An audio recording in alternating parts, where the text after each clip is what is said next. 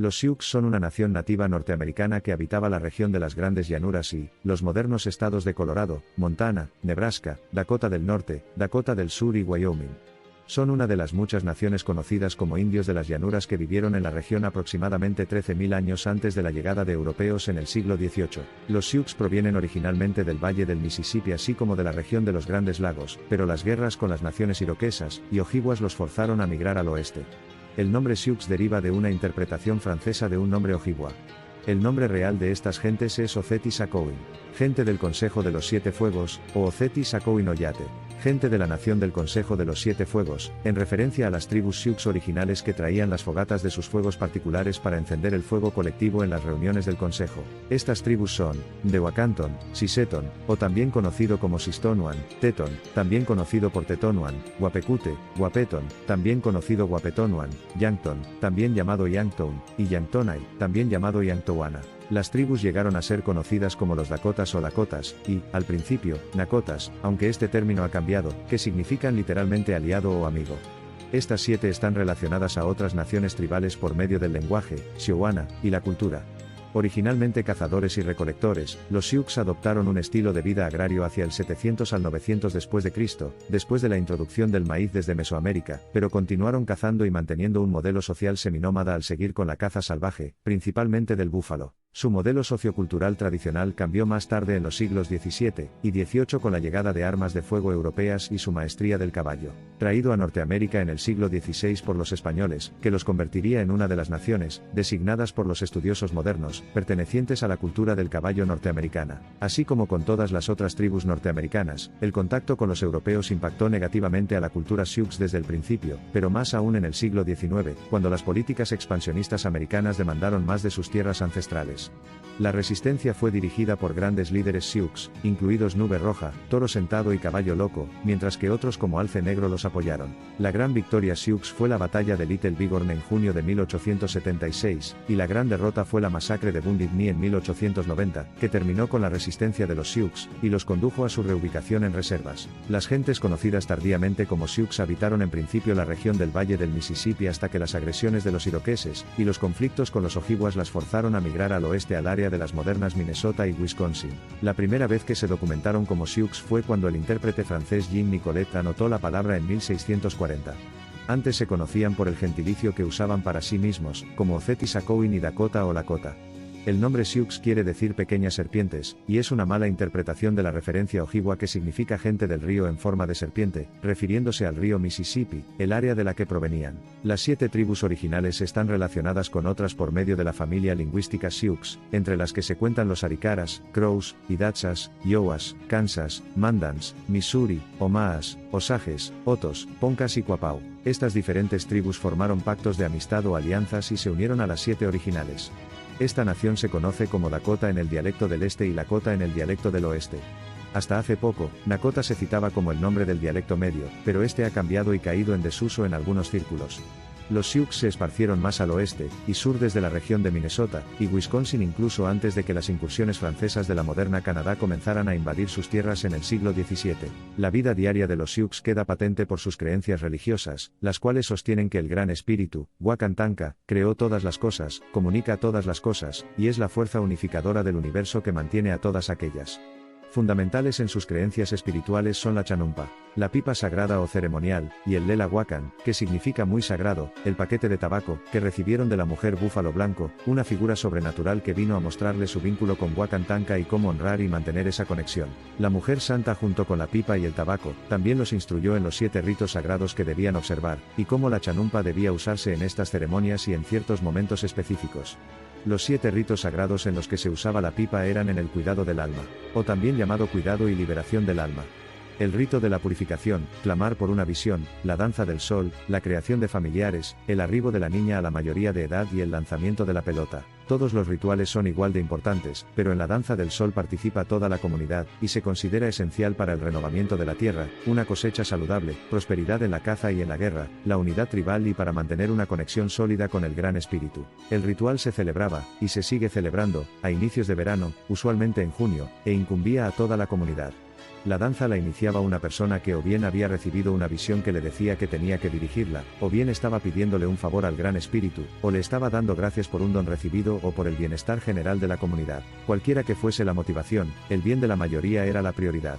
En agradecimiento al Gran Espíritu por el nacimiento saludable de un hijo, por ejemplo, también se daban las gracias por los nacimientos saludables de todos los niños de la comunidad. Aunque una persona anunciaba la danza, había un papel en el ritual para cada uno en la comunidad. Los niños ayudaban a preparar el área para la danza despejando y limpiando, las mujeres construían la estructura, los hombres erigían el palo central, mataban a los animales que usarían, y aquellos que iban a participar directamente se preparaban espiritualmente para la danza. Una tienda temporal se construía con un poste al centro que simbolizaba la conexión entre la tierra y el cielo coronado con una cabeza de búfalo muerto por un cazador experimentado con un solo tiro. El búfalo se consideraba un animal sagrado y una fuente de vida, y por ello era honrado en el centro del ritual.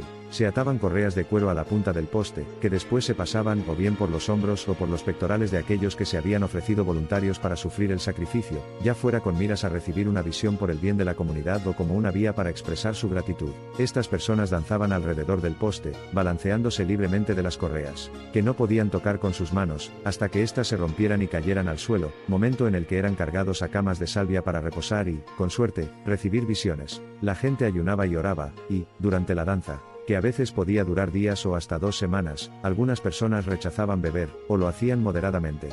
El propósito de la danza era, esencialmente, la gratitud, la conexión y el renacimiento, ya fuera de uno mismo, de la tierra, de los espíritus, o la comunidad, pero en esto, como en todas las cosas, se entendía que el bien de la mayoría era más importante que el individual, incluso si una persona participaba en busca de una visión. Esa visión se reconocía como un beneficio para todos, no solo para el receptor. La vida diaria de los Sioux reflejaba esta comprensión, al tener todos una parte que jugar en el mantenimiento para el bien general de la comunidad. Los hombres cazaban, protegían la villa, hacían guerra y participaban en los rituales de fraternidades que los entrenarían como guerreros, cazadores, guardianes, líderes o diplomáticos, reconociendo sus inclinaciones naturales o habilidades y desarrollándolas. Las mujeres hacían la ropa, criaban a los niños, hasta que los chicos fueran suficientemente mayores para ser instruidos por sus padres o tíos, construían los tipis u hogares, y los armaban y desarmaban cuando se movía el campamento, eran dueñas de casi todos, o todos, los objetos del hogar. Ya que ese era su dominio, plantaban y recogían las cosechas y realizaban acuerdos comerciales.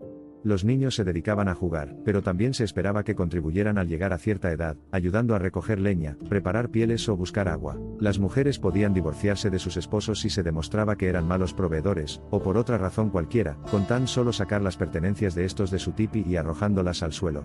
El hombre se quedaba entonces sin hogar a menos que sus parientes se apiadaran de él. Un hombre podía tener más de una esposa mientras pudiera proveer igualmente a cada una, y les mostrara el mismo nivel de respeto. Las mujeres podían, además, participar en el gobierno, que estaba caracterizado por una reunión comunal de naciones una vez al año en verano, en donde las fogatas de cada tribu individual se llevaban para encender un fuego principal, se planteaban las preocupaciones, se discutían y se tomaban decisiones. Cada villa o comunidad en particular tenía su propia versión de este encuentro comunal de líderes que habían sido escogidos por la tribu según sus virtudes personales. Solamente aquellos que ejemplificaran los valores de la comunidad, tales como lealtad, honor, coraje y sabiduría, serían escogidos como líderes y podrían permanecer así mientras continuaran exhibiendo esas cualidades. Aunque los roles de género estaban bien definidos para hombres y mujeres, había también el reconocimiento de un tercer género que difería de los dos primeros. En tiempos modernos, estas personas son conocidas como dos espíritus. Un dos espíritus es un hombre o mujer que se identifica como del sexo opuesto. Una persona con cuerpo masculino podía ser visitada por una visión justo antes o durante la pubertad, revelándole a la persona su género real, y desde entonces sería conocida como un wingte, una acotación del término Lakota Winyanteca, uno que quiere ser mujer. La comunidad valoraba mucho a estas personas, que realizaban tareas y asumían roles asociados con las mujeres. Así como con todos los demás, un dos espíritus se veía, y se ve, como alguien que tiene algo de valor que contribuir al beneficio de la comunidad, y así, no había un juicio asociado a alguien que, hoy día, sería etiquetado como trans o gay. Un wingte se valoraba igual que cualquier otro miembro de la comunidad, o a veces incluso más, especialmente si exhibía una gran sabiduría, habilidad artística o generosidad de espíritu. Los Sioux, como cualquier otra de las naciones nativas americanas, no eran siempre pacíficos, resignados o indulgentes, y frecuentemente hacían guerras o montaban incursiones contra sus vecinos. Las guerras se lucharon a pie hasta que los Sioux dominaron el caballo, al cual ya conocían bien hacia el 1700. Los caballos revolucionaron los modos de viajar, cazar y guerrear de los Sioux. De hecho, se convirtieron en una causa de las guerras, o al menos de redadas, con otras tribus. Mientras más caballos tuviera uno, mayores eran también su riqueza y prestigio. Los grupos de guerreros se organizaban también para proteger los terrenos de caza, para vengar una acción percibida como un insulto o por el honor en la batalla. Los Sioux regularmente tomaban las cabelleras de sus enemigos en batalla y, después de eso, celebraban una danza de cabelleras, en la que honraban a aquellos que habían sido asesinados así como a los Sioux que habían caído en batalla.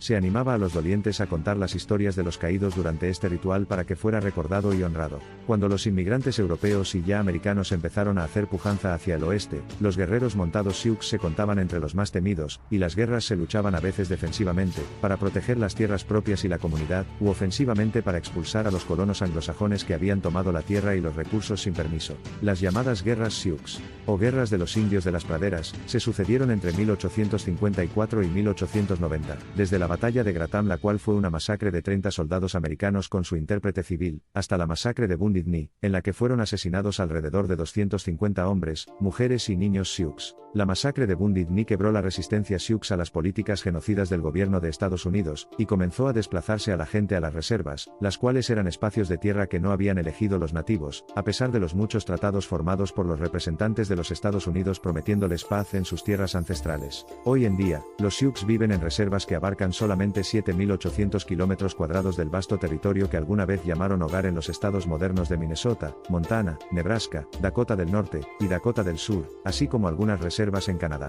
Aunque a los Sioux se les prometió que podían vivir pacíficamente en esos terrenos, proyectos de oleoductos en sus tierras que amenazan el medio ambiente y su salud, como el controvertido caso del oleoducto XL de Keystone, siguen el mismo paradigma establecido por el gobierno americano en los siglos XVIII y XIX de romper sus promesas en aras de los beneficios. El ejemplo más famoso de infamia por parte del gobierno americano fue cuando el Tratado de Fort Laramie en 1868 les prometió el resguardo de su territorio sagrado en las Colinas Negras, pero el gobierno de Estados Unidos rompió su compromiso cuando se encontró oro en los cerros en 1874. En 1980, la Corte Suprema de los Estados Unidos sentenció que las Colinas Negras habían sido adquiridas ilegalmente por los Estados Unidos, y acordó en reparación el pago de más de $100 millones que fueron colocados en una cuenta. Esos $100 millones ahora han aumentado, con los intereses, a más de $1.000 millones, pero los Sioux se niegan a aceptarlo debido a que la tierra nunca estuvo a la venta. Los Sioux no quieren el dinero, solamente quieren justicia y sus tierras de vuelta. Los Sioux aún luchan por sus derechos, y por justicia de parte del gobierno de Estados Unidos, desde las reservas en Minnesota, Montana, Nebraska, Dakota del Norte y Dakota del Sur. Si te ha gustado nuestro vídeo, no dudes en suscribirte a nuestro canal. Muchas gracias.